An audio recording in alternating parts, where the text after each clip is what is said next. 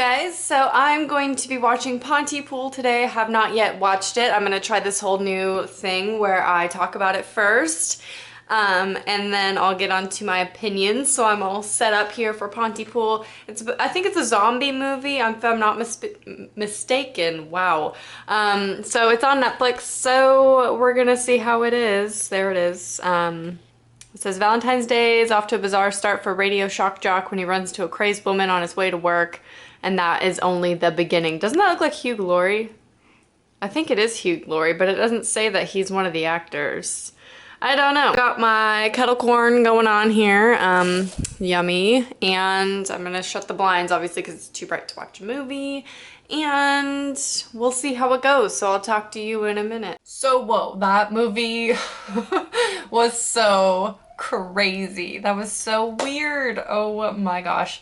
Wasn't Hugh Laurie, by the way. Looks totally like him, but it was not Hugh Laurie, just throwing that out there. Anyway, that was one of the most original zombie movies I have ever seen, and it was not a gore fest. It was completely tame and toned down and utterly creepy. I got goosebumps so many times just from the creepiness. Not even like a terrifiedness, but it was such a good fear. If you love horror movies for the terror and the fear without all the blood and guts, this is totally one of your movies. It does have some gore towards the end. Nothing, you know, unbearable. It's like any zombie movie, but it's not overly done. It's not super gory with like guts coming out. They're really, really good with that. The plot, I don't want to give away what is the cause of the whole, I don't even know, outbreak of it all. It was, let me give you the setting. So it's in a radio station, and Grant Mazzy is the radio host guy, and there's Sydney and Laurel. Sydney and Laurel are kind of the tech people on the other side of the glass, and they're doing all the tech. They take the phone calls. Grant Mazzy's the host of the show, and so it starts off really, really slow. I was getting so bored, but I am so glad I stuck it out. I almost didn't even finish it, like go that much into it, because the first 15 to 20 minutes, they're just in the station, they're just talking, and then they get this they get this phone call about this event that's happening in Pontypool. That's why it's called it. Well, they're in Pontypool. That's where the radio station is. It's in Ontario, Canada, and it's a little town, and they get this call saying that there's something going on at this doctor's office, and they don't have any details of it. They're the only ones that know about it. They don't have anything on the wire, which is, I'm guessing, like on the news, on the internet. Nobody's talking about it but them. And so they're really anxious. They would just want to start talking about it and get it out there because they'd be the first ones to have this information. And what it is this doctor, I didn't quite catch what he was in trouble for. He was like fake prescribing medication or something like that. And all these people were like trying to get in, and it was like this huge mob, kind of like a riot, and didn't show any of that. The whole movie takes place in the radio station. You don't know what happens outside except for what you hear, and that's one of the most disturbing parts of the movie, is that you don't know, you can't see what's going on. And Ken is one of the characters. You never see him, you just hear his voice. He's one of those that are in this helicopter. He's in a car. He makes helicopter noises. I don't know. He's just someone who works with the radio station and does like outsourcing information, or, you know, newscasting, whatever you want to call it. So you hear him, and he's actually out in the middle of it, and he's talking about it, and it just gets progressively worse. But it goes so, not, I don't want to say slowly in a bad way. It was slowly in a good way. It just didn't all happen at once. Like, you hear him explain what is going on around him, and you know that they're coming towards him. You can hear them.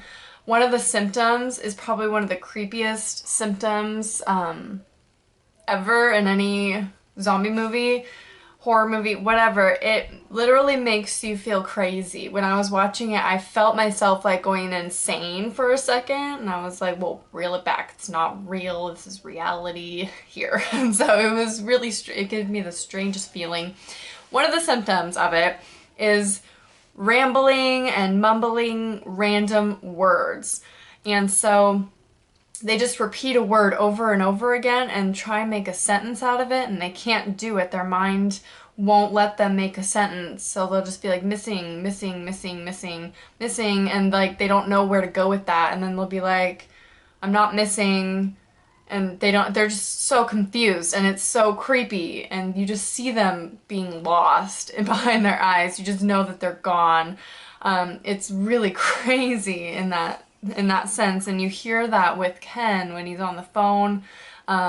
It's pretty weird, and I was so into the movie, and it felt so real, and I was like, I just gotta pull myself out of it. The ending is crazy too, and yeah, it's I really, really recommend it. It is for someone who's like me, and this isn't necessarily giving anything away, but it has to do with horror and the English language and just so many things that I love. And so it is honestly, I can say it's one of the best movies I've seen on Netflix since I've gotten Netflix by far. And I totally judged by the cover. I never was interested. It sounded dumb. It was like on Valentine's Day, and that's just the beginning. No, it was amazing, and it was just done so well. The acting was all right. I'd give it a B because of Sydney, the girl who plays Sydney, kind of brings it down a little bit. Everybody else was pretty good except for her. I didn't really like her acting. That's just my personal belief, my opinion. But the acting was fine, and the plot was something that has definitely never been done before. And so I was really impressed. My jaw dropped so many times, and the end I was just like, oh my god, that's wow. That's wow.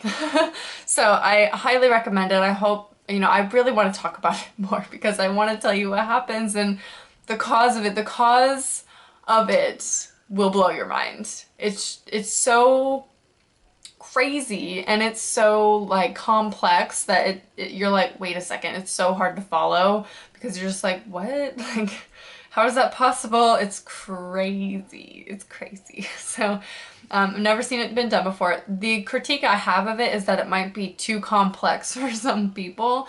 Not saying that you have to be super intelligent to watch it, but I mean, you do have to have a wide mental capacity to understand. I mean, that's just my opinion. I don't, want anybody to be like, you don't have to be smart to understand that. It's not like that. I don't know. I just feel like you have to, I don't know, maybe just be really into the movie and you'll follow fine. Some of it, though, I got a little lost sometimes. So that's the only critique I have of it, really, is that it can be a little complex at times. But other than that, I liked that it was complex and it made you think.